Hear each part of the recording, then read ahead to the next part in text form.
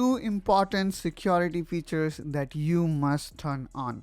Hey there everyone, welcome to the Mac Essential, and in this video we will talk about two such security features that make sure that your data is not stolen and your system remains safe. Alright, so let's start with the first setting, which is FileVault.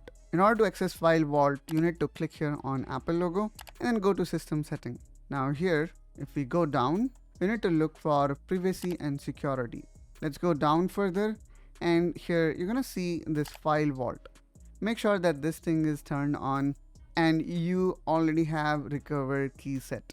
What this particular feature will do is it will make sure that your data remain encrypted. If your Mac Mini, MacBook or any Mac ever gets stolen, the thief cannot pull the drive and read it. But yes, of course, I would recommend you to save the recovery key in password manager, not on the Mac. The next setting that I was referring to is network firewall. For that, simply go here in network and then make sure that your firewall is turned on, especially if your system is using Wi-Fi or shared network. If you want to refine it in more granular way, click here on option and then choose what connection or app you want to provide access and what you want to block.